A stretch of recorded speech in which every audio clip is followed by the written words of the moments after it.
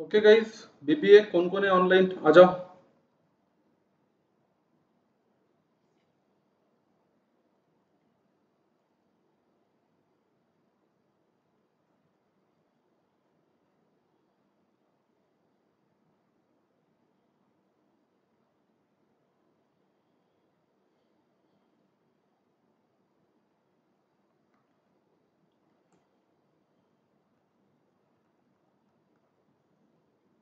Continue करते हैं बच्चा लोग। चलो चलो, आप अपनी नोट्स निकालो जल्दी से। कनेक्ट करो, ज्वाइन करो।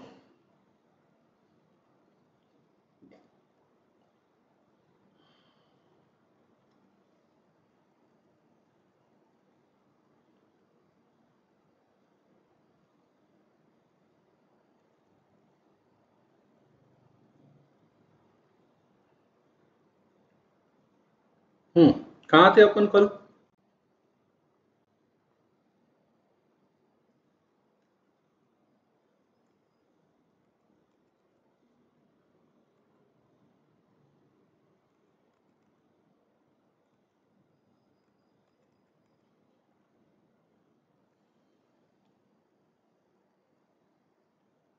कौन कौन है मैसेज करो मेरे को फटाक से।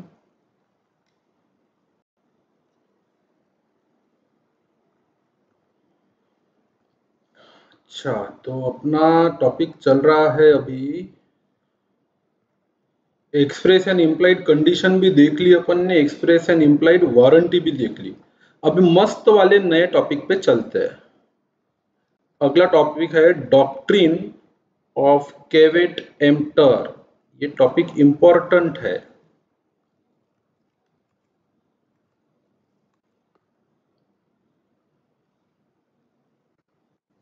क्या है बेटा टॉपिक का नाम? Doctrine of caveat emptor. ये कौन सा शब्द है? ये बड़े ही दूसरे देश का और दूसरी भाषा का शब्द है। ना तो ये इंग्लिश है, ना तो ये कोई हिंदुस्तानी शब्द है। बराबर। अब देखो, it is an important doctrine. Word का यूज है डॉक्ट्रिन। अब कोई बोलो कि डॉक्ट्रिन क्या होती है, तो अपने यहाँ पे होती है डॉक्टरीन बाई। डॉक्टर की वाइफ मतलब कौन? डॉक्ट्रिन। तो उसका और इसका आपस में कोई संबंध नहीं है। ये डॉक्ट्रिन एक अलग टॉपिक है। जो हम आमतौर पे डॉक्टरीन बाई बोलते हैं, वो एक अलग टॉपिक है। तो क्या लिखा है कि इसका मतलब होता है बायर शुड बी अवेयर। मतलब सेल ऑफ गुड एक्ट के कानून कैसे भी हो, सेल ऑफ गुड एक्ट के कानून कैसे भी हो, अपन अभी तक बहुत सारा कानून पढ़े ना, कि बेचने वाले की भी बहुत सारी जिम्मेदारी होती है। फिर बेचने वाले ने अगर कुछ गलत किया तो खरीदने वाला माल वापस दे सकता, सौदा तोड़ सकता, पैसे वापस मांग सकता, नुकसान भरपाई मांग सकता। तो भाई कंज्यूमर के लिए तो बहुत सारे राइट है, कंज्यूमर प्रोटेक्शन एक्ट भी है। पर इतना सब होने के बावजूद भी कानून खुद बोलता है कि भाई कानून है, प्रोविजन है, कायदे है। आप खरीदार हो, आपके साथ अन्याय हुआ, बुरा हुआ, जुलुम हुआ, तो आप दाद मांग सकते हो, माल वापस दे सकते हो, नुकसान भरपाई मांग सकते हैं। पर एक व्यक्ति जो होता है ना, जो खरीदार होता है, उसने हमेशा पूरी केयर करनी चाहिए। जैसे दुकान में जा रहे हो, एक माल पैकेट का खरीद के लाए आप, वो एक्सपायर निकला, बाद में घर पे फोड़ के उसको वापस दे रहे हो, तो हो सकता है सामने वाला ना माने, वो बोले ले जाते हो क्यों नहीं देखा तूने। तो आप बोलोगे देख मैंने कानून में पढ़ा था, not fit for human consumption होगा तो कंडीशन कंप्लीट नहीं हुई, ये पैकेट वापस रख, मेरे पैसे वापस दे। तो दुकानदार भी बड़ा होशियार है, वो बोलेगा सेल ऑफ गुड एक्ट को और पढ़।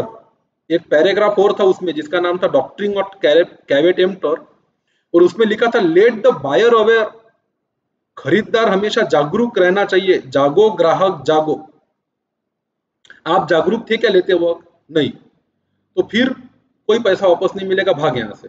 और आप बोलोगे यार मैं मेरे जगह ठीक हूँ, उसकी जगह ठीक है, कौन जीता कौन हारा? भैया खरीदने वाला हार गया क्योंकि वो जागरूक नहीं था। तो ये कानून आपको तभी साथ देगा जब आप जागरूक रहोगे। आप अंधे के जैसे कुछ भी उठा के लेके आओगे, कुछ भी पैसे देके कुछ भी खरीद लोगे, सामने वाले ने बोला एक, आपने सुना एक, फिर उसका सर खा रहे हो, कोर्ट में जाऊंगा, तेरे पे केस डालूंगा, तेरे को देख लूंगा कर रहे हो, तो जज भी आपको बोलेगा इधर आ बेटा, मेरी बात सुन। तू खरीदार है, तेरे लिए कानून में बहुत कुछ लिखा हुआ है, पर साथ साथ में एक चीज और लिखी हुई है कि तुझे अवेयर रहना था, बिवेयर रहना था, तुझे सावधान रहना था। सावधान रहे, सतर्क रहे, अपने और अपने आजू बाजू में नजर रखे, सबकी रक्षा करे, ऐसा बोला जाता है ना। उसमें कौन सा शो आता है, वो सब पागल लोगों का शो आता है, सावधान इंडिया में, है ना। तो वैसे ही आपको हमेशा सावधान रहना चाहिए, आपको जागरूक रहना चाहिए।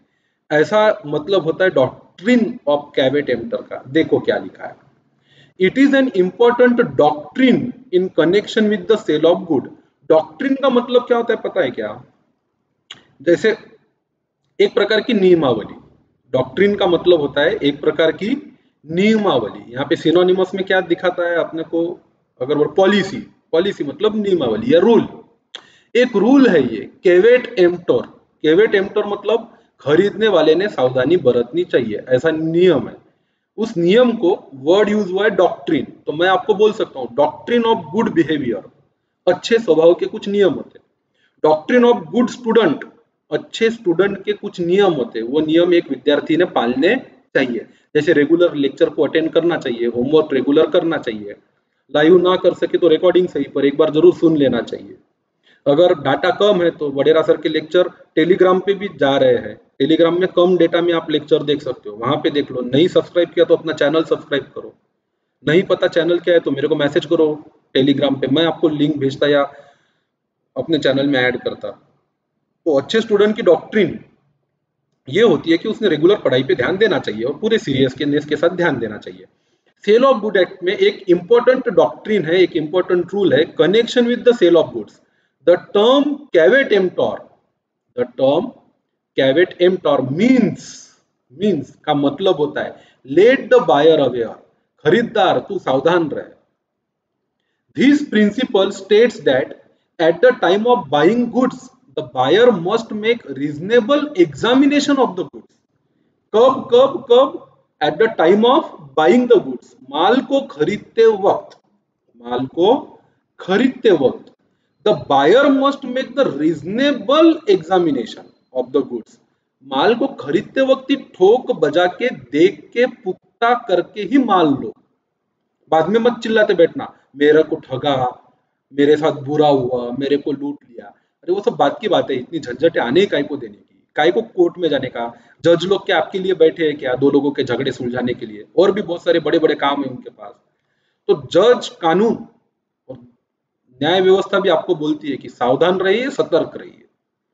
as to satisfy himself regarding the suitability of good for the purpose। आपने देखा कि गुड अगर आपके पर्पस के लिए सुटेबल नहीं है, तो कंडीशन पूरी नहीं हुई, तो आप गुड्स को वापस कर सकते हो। पर यार आप पहले सावधान रहिए ना, आप ठोक बजा के रीजनेबल एग्जामिनेशन कर लीजिए ना कि गुड आपके काम के लिए सुटेबल है या नहीं है। काय को कानून की किताबें खोल के कोर्ट कचेरिया करना पड़ता, पहले ही देख लो, सब ठीक लगे तो खरीदो, नहीं तो मत खरीदो, छोड़ो उसको। He buys for and as to discover the defect। हाँ, अगर माल में डिफेक्ट भी है, खरीदते वक्त एखादा पार्ट नहीं है बराबर या उसमें कुछ प्रॉब्लम है, कानून की बात आएगी ना तो लंबी जाएगी। मैं कोर्ट में जाऊंगा, मैं देख लूंगा, वकील करो, तारीख लो। और अपने हिंदुस्तान में तो आपको पता है, तारीख पे तारीख, तारीख पे तारीख मिलती है माय लॉर्ड, मगर न्याय नहीं मिलेगा आपको, इंसाफ नहीं मिलेगा आपको। तो डिस्कवर करो डिफेक्ट को, और आपके काम के लिए वो चीज ठीक है या नहीं है ये देख लेना, इसका रीजनेबल एग्जामिनेशन करना। वर्ड देखो क्या है इसका, क्या करना? रीजनेबल एग्जामिनेशन करना। ये किसकी ड्यूटी है? बायर की ड्यूटी है, उसने सावधान रह के ये काम कर लेना चाहिए। If the goods turn out to be defective, और अगर गुड्स डिफेक्टिव रहा या खराबी निकली उस चीज में, या एक आधा पार्ट उसका खराब रहा, or do not suit his purpose, the buyer cannot hold the seller liable for the same। बहुत इंपॉर्टेंट लाइन है। आपने चीज देखी ही नहीं, अंधों की तरह जाके लेके आ गए, बिना देखे, बिना परखे, बिना चेक किए, तो क्या होगा? आप उसको नहीं जिम्मेदार पकड़ सकते। अब आप लाइट खरीदने गए, CLF बल्ब या LED बल्ब खरीदने गए, तो अपन देखते ना उसके होल्डर में लगा के दुकानदार के कि भैया चेक करके दे। ये करना ही चाहिए, इतनी सावधानी लेना आपका काम है। उसने बोला अरे मस्त लाइट है, वोल्टेज भी कम में चलता, लाइट गई तो अपने आप चालू हो जाता, इन्वर्टर बल्ब है, बिल भी कम आता, वगैरह वगैरह वगैरह। आपने बोला कि मेरा इतने स्क्वायर फुट का कमरा है, पूरे कमरे में रोशनी आएगी क्या? उसने बोला हाँ हो बिल्कुल आती है, आपके हॉल में दूसरे लाइट की जरूरत नहीं पड़ेगी, वगैरह वगैरह सब। अरे बाबा, पर लाने से पहले आपने उसको चला के चेक करके देख लेना चाहिए। वो चला ही नहीं, घर आके वापस जाओगी दुकान में, भैया चालू ही नहीं हुआ है। भैया क्या बोलेगा? हमारा काम नहीं है, हमने बराबर ही दिया था। वांदा हो गया ना। फिर कहाँ से सबूत इकट्ठा करोगे कि भाई मैंने कुछ नहीं किया? बोले आपके हाथ से गिर गया, अब गारंटी है उसकी, वारंटी है तो बदल के देगा, नहीं है तो लाइट ही फूटा हुआ होगा, तो उसका एक खाना ही टूटा हुआ होगा। तो ये सब चीजें आपको देख लेनी चाहिए, और अपन देखते भी है। अपन हमेशा बोलते हैं जागो ग्राहक जागो, वो अलग चीज है, वहां पे सतर्क रहो बोलते हैं कि आपको कोई जानबूझ के लूट रहा है तो। पर अगर नॉर्मल कोर्स में भी आपको केवेट एम्प्टोर का प्रिंसिपल लागू होता है। सावधानी से काम करो, ठोक बजा के लो। और बाद में अगर प्रॉब्लम आ गया ना, तो buyer can not held seller responsible for the same. आप सेलर के नाम से खड़े नहीं फोड़ सकते, उंगलियां नहीं तोड़ सकते। It is the duty of a buyer to ensure that, क्या लिखा है? Duty of a buyer. Duty मतलब जिम्मेदारी। किसकी जिम्मेदारी है? बायर की जिम्मेदारी है। It is a duty of a buyer to ensure that, ensure मतलब पक्का कर लेना, goods are in good condition and suitable for his purpose. Good या चीजें अच्छी कंडीशन में है और आपके पर्पस के लिए सुटेबल है, ताकि आगे विवाद ना हो। ये था डॉक्ट्रिन ऑफ केवेट एम्प्टर। और एक पैराग्राफ है, एक्सेप्शंस टू द रूल। ऐसा नहीं है कि आप फंस गए, फिर आप बोलोगे ऐसा तो सर खरीदने वाले हमेशा ही मरेगा, बेचने वाला तो ऐसे ही छूट जाएगा। जज के सामने एक कागज रख देगा, बोले जज साहब देखो इसमें लिखा है कि बायर ने ही सावधान रहना चाहिए, उसकी गलती है, मैं कोई नुकसान भरपाई नहीं देता। ऐसा भी नहीं है। कानून कभी वन साइड नहीं बनता, कानून सबका ख्याल रखता है। खरीदने वाले का रखा तो बेचने वाले का भी रखेगा, और किसी पे जुल्म नहीं होने देगा, जाति नहीं होने देगा। इसको कुछ एक्सेप्शन है, कहीं कहीं केवेट एम्प्टर लागू नहीं होता। इस पे क्वेश्चन आ सकता है एग्जाम में। कैसे क्वेश्चन आ सकते हैं आपको? ये इस तरह के क्वेश्चन केवेट एम्प्टर पे पूछे जा सकते हैं। किधर गया रे? बहुत ही ऊपर चला गया। हाँ, ऐसे क्वेश्चन आ सकते हैं। क्वेश्चन यहाँ पे आपको दिखा देता हूं। ये कुछ क्वेश्चन आने की संभावना है। Discuss the doctrine of caveat emptor, discuss कीजिए 4 मार्क के लिए। या ऐसा क्वेश्चन आ सकता है, what are the exceptions to the rule of caveat emptor. ऐसे क्वेश्चन आए तो आप तो केवेट एम्प्टर क्या है लिख के दिखा देना 4 मार्क के लिए, तो साथ में एक्सेप्शन लिख ही भी देना 4 मार्क के लिए आए तो भी। 8 मार्क के लिए भी आया तो डॉक्ट्रिन भी लिखना और उसके एक्सेप्शंस भी लिखना। तो अब जाते कहाँ पे, मतलब इसका मतलब साफ है, मैं समझा दूं इससे पहले कि अपन आगे बढ़े। कहीं आपके साथ कुछ बुरा हुआ तो ऐसा नहीं आप ही जिम्मेदार हो और सामने वाला बच जाएगा। सामने वाले की भी जिम्मेदारी है, कब कैसे क्यों। आइए पढ़ते हैं। The following are the exception to the rule of caveat emptor. पहला है fitness of buyers for buyers purpose. खरीदने वाले के दृष्टिकोण से वो चीज उपयुक्त है या नहीं है। वेन द बायर एक्सप्रेसली और इम्प्लाइडली, ये शब्द कानून के एक्सप्रेसली और इम्प्लाइडली मैं आपको कई बार एक्सप्लेन कर चुका हूं। बोल के दिखाना या इशारों से समझाना, या कुछ चीजें तो ऐसी लागू होती है जिसको बोलने की जरूरत नहीं होती है, उसके बोलते हैं impliedly. When the buyer makes to know the seller the particular purpose for which he requires the good and relies on seller's skill or judgment, the good must be suitable for buyer purpose. In such case, doctrine of caveat emptor does not apply. Does not apply. यही तो exception है कि caveat emptor कब apply नहीं होगा। कब apply नहीं होगा? कि जब आपका पर्पस क्या था, आपका मतलब खरीदने वाले का, बराबर है। पर्टिकुलर पर्पस, किसका पर्पस? बायर का। कौन बताता है? बायर बताता है। किसको बताता है? सेलर को। और उसके बाद सेलर जो बोलता है कि आपकी बात में समझ गया साहब जी, आपको जो चीज चाहिए ना मेरे पास है, वो निकालेगा कहीं से एक आधी चीज और बोलेगा कि ये चीज लेके जाओ, ये आपके काम में आ जाएगी, बिल्कुल आ जाएगी। आपने बोला आपको क्या चाहिए, उसने बोला मेरे पास आपके लायक परफेक्ट चीज है, मैं देता हूं। शादी में अपन कपड़े खरीदने जाते हैं तो अपन क्या बोलते हैं कि भाई दूल्हे को रिसेप्शन में पहनने के लायक कुछ बढ़िया दिखा। अब बढ़िया दिखा, अब वो क्या बोलता है दुकानदार, अरे बहुत सही जगह पे आए हो आप, आप रुको, आपके लायक एक झकास चीज दिखाता। तो बोले टाइम नहीं है, पैक कर दे। कितने का है? तो आपने उसने बोला कि 3000। आपने 3000 दिए, पार्सल उठाया, ऊपर ऊपर से देखा, चल गए। अब आप अवेयर नहीं थे, आपने खोल के बजा के ठोक के वहां पे चीज देखी नहीं। घर आने के बाद पता चला उसने लुंगी और बनियान दे दी। अब रिसेप्शन में दूल्हा लुंगी और बनियान पहनेगा क्या? नहीं। आपने तो आपकी रिक्वायरमेंट बता दी थी। उसने बोला कि बढ़िया चीज देता हूं उसके लिए, और आपने रिलाई किया on seller skill and judgement. किस पे रिलाई किया आपने? बेचने वाले के स्किल पे और जजमेंट पे, कि चल भाई तूने बोला है तो चीज सही होगी। पर वो चीज सही है क्या? लुंगी पहन के चेन्नई में करते होंगे लोग शादी रिसेप्शन, अपने महाराष्ट्र में थोड़ी ना करते, है कि नहीं? तो ये नहीं है, तो वो क्या बोलेगा बाद में? अरे पर आपका काम नहीं था क्या? देख लेना, समझ लेना। बायर शुड बी अवेयर, केवे टेम्पटर। जब आप माल वापस देके पैसे वापस लेने जाओगे, उसको बोलना नहीं नहीं नहीं नहीं नहीं, सुन मेरे भाई सुन, केवे टेम्पटर तो मैंने भी पढ़ा है और उसके एक्सेप्शंस भी पढ़े हैं, जहां पे बोलते हैं कि अगर आपने आपकी रिक्वायरमेंट बता दी और बेचने वाले पे भरोसा किया तो केवे टेम्पटर डज नॉट अप्लाई। इस केस में ये वाला नियम लागू होता नहीं है। तो आप बच गए, उसको माल वापस लेना पड़ेगा, आपको पैसे देने पड़ेंगे, और उस चक्कर में आपका कुछ नुकसान हुआ तो उसकी भरपाई भी बेचने वाले को देनी पड़ेगी। हर बार कोई खरीदने वाले का दोष थोड़ी होता है। सेल अंडर द पेटेंट और ट्रेड नेम, कभी कभी लोग ब्रांड के नाम पे चीजें खपा देते हैं। फॉर एग्जाम्पल पतंजलि बहुत अच्छा ब्रांड है, बहुत बड़ा ब्रांड है। अब आपको पता है पतंजलि का कुछ भी खरीदो बढ़िया ही जाएगा। अब पतंजलि एक दिन नई चीज लेके आ गया, हैंड वॉश, पतंजलि सैनिटाइजर लेके आ गया। आपको लगा कि पतंजलि के नाम का तो हर चीज सही होता है, पर उसका सैनिटाइजर एकदम घटिया निकला। कीटाणु ही नहीं मरते थे उससे। कीटाणु का मरना तो छोड़ो, उसके सैनिटाइजर को लगाने के बाद हाथों में खुजली हो जाती है और जो सूंघ ले वो आदमी मर जाए। क्या भाव पड़ा आपको? आप तो नटे गए। आपने तो सिर्फ इसलिए खरीदा था ना पतंजलि का सैनिटाइजर, पतंजलि है, बड़ा नाम है, तो सही होगा। जरूरी थोड़ी है हर चीज की, हर ब्रांड की हर चीज सही हो। रॉयल एनफील्ड अगर बुलेट बनाता है तो और भी गाड़ियां बनाता है, बाकी गाड़ियां उतनी अच्छी नहीं है।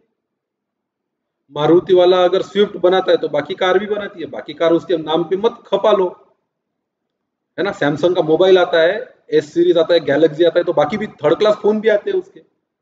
उसके नाम पे कुछ भी खप जाएगा तो आपकी क्या गलती है? आपने तो ये सोच के लिया था कि कंपनी बड़ी है तो माल अच्छा होगा, नहीं निकला। बहुत बार होता है ऐसा, बहुत बार होता है। बहुत लोग नाम नाम खप रहा, अपना नाम बिक रहा तो कुछ भी बेचते, आपको ठग लेते। कोचिंग क्लास वाले भी ऐसा करते, इतने सालों से हम पढ़ा रहे, हम ही पढ़ा रहे, वो अच्छा ही होगा बोलते। नाम है, ब्रांड है, इसका मतलब है कुछ भी खप जाएगा क्या? नहीं। फिर बच्चे चले जाते बिना कुछ इंक्वायरी किए, फिर पता चलती अलग अलग प्रॉब्लम्स है, समझ नहीं रहा। फिर वो क्या बोलेगा? कोई तुम्हारी गलती है, पहले देखना नहीं था क्या? बायर शुड बी अवेयर, केवे टेम्पटर। आप बोलो नहीं, हमने काय पे रिप्लाई किया, रिलाई किया? आपके ट्रेड नेम पे, आपके पेटेंट पे, आपके ब्रांड नेम पे। अब हमको नहीं लग रहा। बहुत बच्चे जाते हैं यहाँ से कोटा, नागपुर, मुंबई, पुणे पढ़ने, और बाद में पता चलता है एकदम थर्ड क्लास एजुकेशन है, कुछ नहीं पढ़ाते वहां पे। इससे अच्छा तो यवतमाल में पढ़ लेते। फिर इस केस में क्या होता है? In the case of contract for the sale by specified article under the patent और trade name, there is an implied condition that the good shall reasonably fit for the particular purpose. जब कोई चीज trade name में या patent के नाम पे बेची जाती है, तब वो चीज रीजनेबली फिट होनी चाहिए उसके पर्पस के लिए, बराबर है? अब एक आधा ट्रेड नेम क्या है? तो जैसे ट्रिमर, अपन शेविंग करते ना तो ट्रिमर यूज करते, मशीन आती है वो ट्रिम मशीन। अब ट्रिमर एक ट्रेड नेम है, उसको कुछ लोग दाढ़ी की मशीन बोलते हैं, शेविंग मशीन बोलते हैं, ऑटोमेटेड मशीन बोलते हैं, कुछ लोग उसको ट्रिमर बोलते हैं। अब ट्रिमर क्या हुआ रे? ट्रिमर रीजनेबली फिट होना चाहिए दाढ़ी के बाल काटने के लिए, अपनी शेविंग करने के लिए। नहीं है अगर वो उस चीज के लिए फिट, तो फिर आपने तो यही सोच के चीज खरीदी थी ना कि वो ट्रिमर है। बाद में पता चला कि वो हेयर ड्रायर है, बाल काटने की मशीन नहीं है, बाल सुखाने की मशीन है। ऐसे थोड़ी चलेगा। फिर आपकी क्या गलती, आप वापस दे सकते हो। आपने ट्रिमर मांगा था, उसने ड्रायर दे दिया, बराबर है? ट्रेड नेम पे या उसके नाम से आपने वो चीज मांगी थी, तो जो नाम से जो चीज मांगी वही चीज मिलनी चाहिए, बराबर? दूसरा, मर्कंटेबल क्वालिटी, वापरने लायक यूज करने लायक और बिना डिफेक्ट की चीज आपको मिलनी चाहिए। उसमें कोई हेरा दोरा नहीं होना चाहिए, जैसी बोली गई है वैसी चीज मिलनी चाहिए। ऐसा नहीं हुआ तो फिर भी आपने सब देखा बजाया, नहीं देखा नहीं चेक किया तो भी चलेगा। पर अगर कोई चीज मर्केंटेबल क्वालिटी की है ही नहीं तो आप देखो चाहे ना देखो, आपकी कोई जिम्मेदारी नहीं है खरीदने वाले की, बेचने वाला दोषी है। Where the goods are purchased by description from the seller who deals in the goods of such description, there is an implied condition that goods shall be merchantable quality. मतलब वापरने लायक अच्छी क्वालिटी की चीज होनी चाहिए। अगर बेचने वाला उस पर्टिकुलर चीज को बेचने के लिए विख्यात है, फेमस है, प्रख्यात है, उसका नाम चलता है। But if the buyer has examined the goods there is no implied condition as regard defects which such examination ought to have revealed. अब यहाँ पे क्या है कि अगर ऐसे केस में अगर वो मर्केंटेबल क्वालिटी का नहीं है तो आप वापस कर सकते हो, यहाँ पे आप अवेयर रहो चाहे ना रहो। पर अगर buyer has examined the good, आपने चेक कर लिया तो फिर आप जिम्मेदार हो। चेक करने के बाद भी आपने खरीदा ना, फिर दुकानदार के नाम से खड़े नहीं फोड़ने के, उसको नाम नहीं रखने का, फिर आपकी जिम्मेदारी है, आप भुगतो उसको। Usage of trade, an implied warranty or condition as to quality or fitness of a particular purpose may be annexed by the usage of trade. मतलब एखादी चीज सही है या नहीं है मेरे पर्पस के लिए, ये डिपेंड करता है कि मार्केट में क्या चलन है, लोग क्या मानते हैं। फॉर एग्जाम्पल, अगर आपको अचार के लिए आम काटने हैं तो इसके दो प्रकार की मशीनें आती है। एक वो हाथ का होता है, अड़कित्ते जैसा रहता है, आम रखो ऊपर से फोड़ो टूट जाता। उसकी शायद कुछ इलेक्ट्रॉनिक मशीन्स भी आती है, बराबर है। तो अपने यहाँ पे अगर आप किसी को भी पूछो अचार के लिए आम काटने का हथियार है क्या, तो वो हाथ से बनाया हुआ एक हथियार रहता, उसके नीचे आम रखने का, उसको एक धारदार ये रहता, ब्लेड रहता, उससे वो आम कट जाता। तो ये हमारा यूसेज ऑफ ट्रेड है, हमारे यहाँ पे चलन में वही है। आपने आम काटने की मशीन मांगी तो सामने वाले ने वही देनी चाहिए। अब तमिलनाडु वाले और कलकत्ता वाले कैसे आम काटते हैं, ये हमारा यूसेज ऑफ ट्रेड नहीं है। आपने मांगा तो सामने वाले को वही चीज देनी चाहिए जो अपनी इधर चलन में है। खर्रा, खर्रे का उदाहरण सबसे बेस्ट है।